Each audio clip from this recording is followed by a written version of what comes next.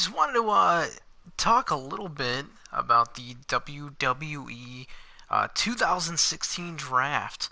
We got a lot going on, especially after last night's Raw, and I really kind of wanted to just discuss stuff that's going on. I mean, we got Shane McMahon running SmackDown, and we have Stephanie McMahon running Raw.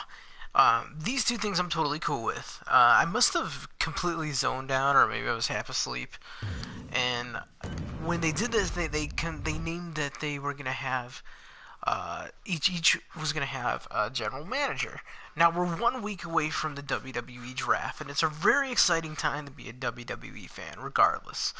Um, I don't know, guys. I really think that with everything going on, and a lot of people say like, "Oh, Battleground's kind of like a throwaway pay-per-view," and it's possible that it's a throwaway pay-per-view. I mean, it's a stack card, and it's just like you have the Shield blow off, which I thought they would save that thing for SummerSlam.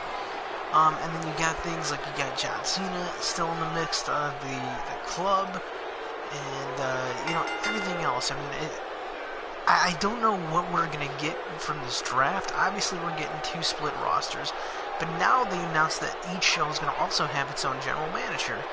I don't know if you guys read any spoilers or anything like that, but I did see that there was a leak online that supposedly three-time WWE World Heavyweight Champion Daniel Bryan is going to be one of the general managers. Apparently, he's going to be the general manager for SmackDown.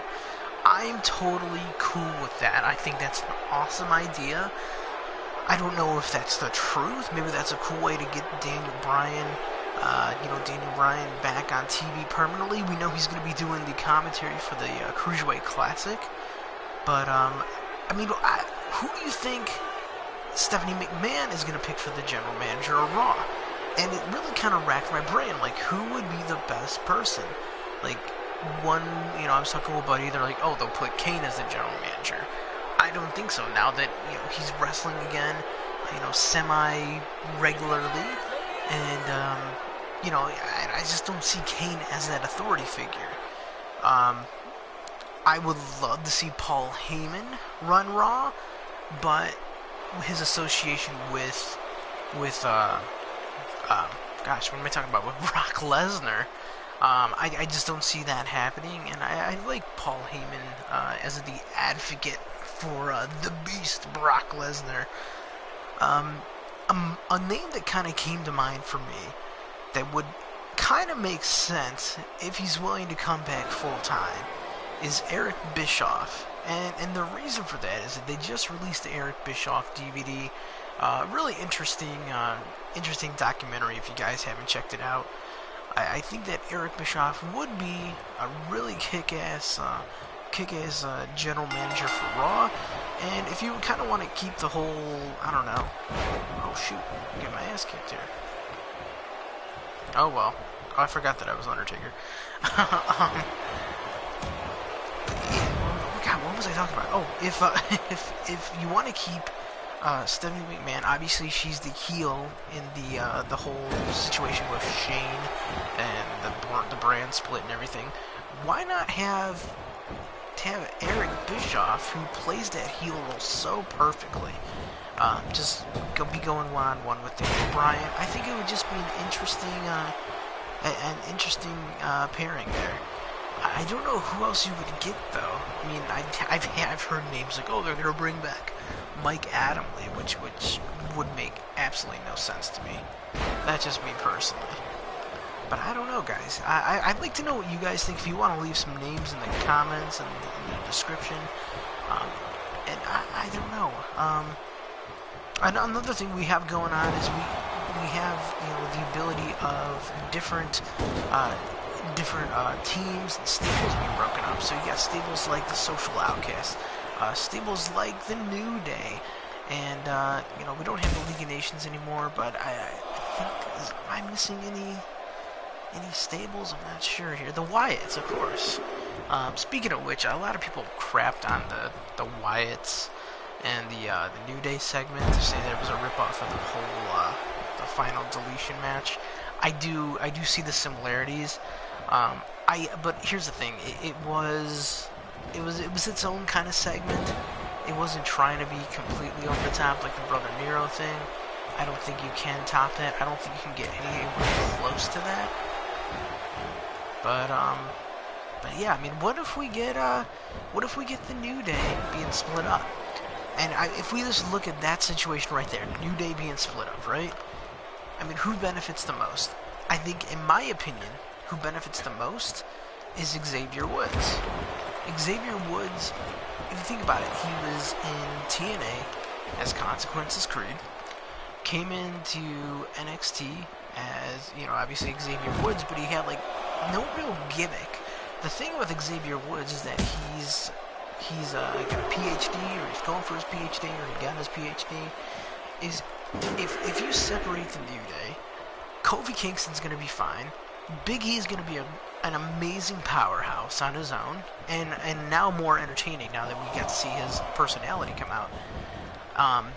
But Xavier Woods, if you turn him heel, and he's just you call him Dr. Xavier Woods, and he's just I'm smarter than you, I have a PhD, and he's just almost I want to say not a Bob Backlund type character, but if anybody remembers Shane Douglas when he was Dean Douglas, I think that would actually make a lot of sense. With the Wyatts, if you split the Wyatts up, first of all, we don't know what's going on with Luke Harper here, so that could be I've heard that he's just going to be on his own. I heard that he's actually cleared to wrestle. So I don't know what's happening with that, but if you split up the Wyatts, Bray Wyatt would be great on his own. I'm not so sure about Eric Rowan, but I think at this point Braun Strowman, if you've seen any of the recent pictures of the guy, he's got himself in excellent shape. And I think he would be a great powerhouse on his own, almost like a Great Khali type thing. I don't think there's a long-term plan for Braun Strowman, but he's another one that I think would benefit from this draft.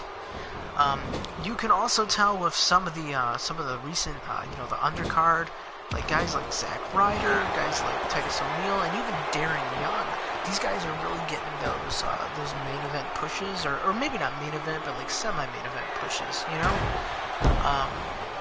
I mean, for example, at Battleground, we have Jack Swagger. We got Zack Ryder challenging Rusev for the U.S. title, and then we also have Darren Young winning that Battle Royal last night, and also getting completely repackaged, by the way.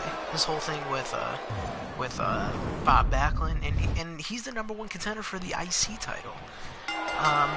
I think that there's a lot of stuff going on. WWE knows that they have to work with what they have. I don't think you can go and you can completely take a bunch of guys up from NXT. You can't just pick everybody from developmental or from that separate brand, because you're not going to have anybody left to use down there. But if you use what you have, guys like Breeze Dango, the Golden Truth, if you start using the Ascension properly, and the Vaudevillains, even though they had them losing I think 90 seconds last week. If you start using what you have and using it correctly, guys like Jack Swagger, guys like Dolph Ziggler, who have been either to the top or close to the top, and obviously they have the tools, but they haven't really had the opportunity because of such a crammed roster. These guys would be great, and they would benefit so much from this draft. I'm one person, and I keep going back to Zack Ryder. He's one person that I'm really excited for. I hope that maybe he does get this win over Rusev and takes the U.S. title to SmackDown or whatever.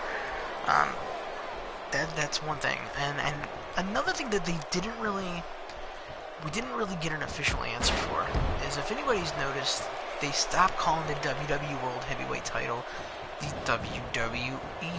Oh, excuse me. They stopped calling it the WWE World Heavyweight title. They're just calling it the WWE title. which is kind of like a subtle hint that we are going to be getting two champions, a champion for each show. It's going to be really interesting to see what happens in this championship match between Seth Rollins and Dean Ambrose on Monday. I don't know when Roman Reigns' suspension is up. I think it's up next Wednesday, but I don't know. Maybe they'll bring him in a little early. Maybe they'll have him interfere in this match. Regardless, we're going to have that triple threat match in Battleground, and it's just weird timing because we're going to have the draft on Tuesday. Battleground is the Sunday after, so we have to kind of figure out, like, what, if we're going to have two world champions, are we going to crown the new world champion on the first SmackDown? Are we going to crown a new SmackDown world champion at Battleground? I have a feeling that this championship match next Monday is going to kind of give us some answers into that. But yeah, I don't know. I get so many things on my mind. I don't want to keep rambling on. I just wanted to do this first episode of Rant and Wrestling, and hopefully we'll have some answers coming up this Tuesday for SmackDown during the draft, and then obviously some answers leading into Battleground too. So I'm gonna go ahead and leave it here. You guys have a wonderful rest of your night, day, whatever time you're watching this video. Hit that like button and that subscribe button, and it's Mr. Showtime signing off, guys.